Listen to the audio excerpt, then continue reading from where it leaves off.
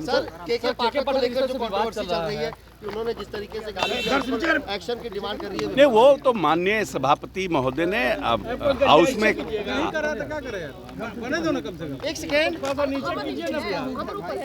माननीय सभापति महोदय ने हाउस में कहा है कि शिक्षा मंत्री भी रहेंगे और उस क्लिप को देखा जाएगा, उसको समझा जाएगा, उस पर एक्ट करेंगे। तो अब सभापति को निर्णय करने दीजिए। विधान परिषद में ये प्रश्न उठाया गया था, सभापति ने उस पर कहा है, संज्ञान लिया है। के पाठक की ईमानदारी पर भी सवाल खड़े हो रहे हैं। नीतीश कुमार ने कल कहा कि वो ईमानदार है, आप मानते हैं कि वो ईमानदार है? लेकिन देखिए, मैं ये मानता हूँ कि के पाठक जी ने शिक्षा के जो इतना बजट जो हमारा खर्च हो रहा है शिक्षा पर, उसके लिए उन्होंने प्रयास किया है।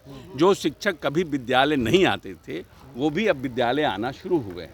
तो सबसे बड़ा प्रश्न ये है कि ये पूरा का पूरा इतना बड़ा महकमा और इतना बड़ा शिक्षा विभाग, ये शिक्षा के लिए है, अपने बच्चों के लिए है या शिक्षक के लिए?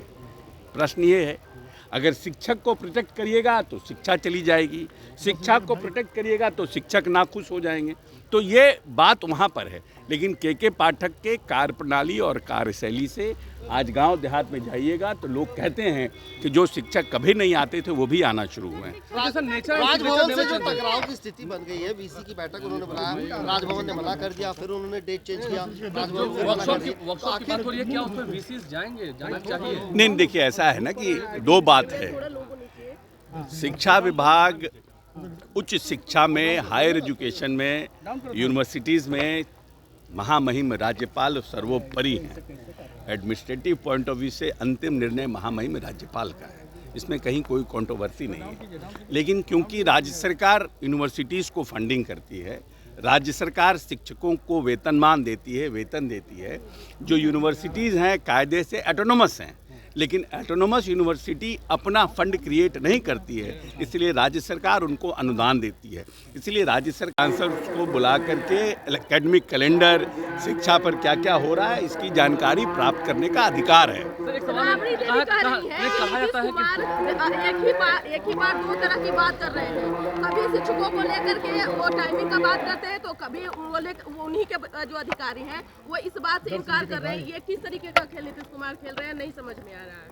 हम इस प्रश्न का हम समझ ही नहीं पा रहे हैं कि क्या जानना, राबड़ी देवी जानना क्या चाह रही हैं। हम तो कह रहे हैं कि यहाँ पर सवाल सिर्फ दो बात का है, शिक्षा के लिए शिक्षा विभाग है या शिक्षक के लिए शिक्षा विभाग। एक सवाल ये है, नेचर जानता है, नेचर नहीं बदलता है, सिग्नेचर नहीं बदलता। नहीं ठीक है, नेचर के साथ कैसे चलेगा? नहीं ठीक है।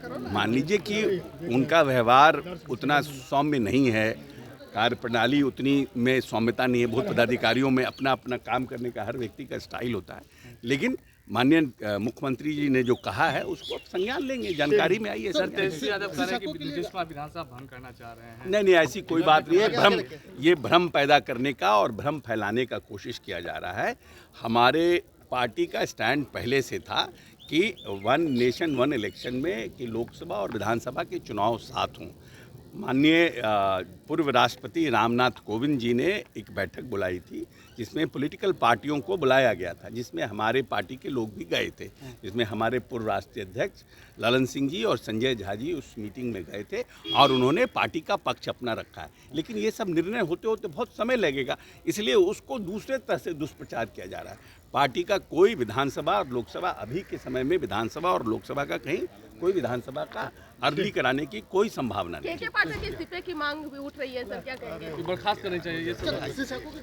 परफेक्शन IAS, UPSE और BPSC फाउंडेशन क्लासेस के लिए समर्पित संस्थान। यहाँ आपको UPSE selected and interview appeared faculties द्वारा गाइड किया जाता है। Separate batches for Hindi and English medium. 65वीं और 64वीं BPSC एग्जाम में 69 और 107 रिजल्ट्स एवं 66वीं BPSC एग्जाम में 131 रिजल्ट्स हासिल किया है।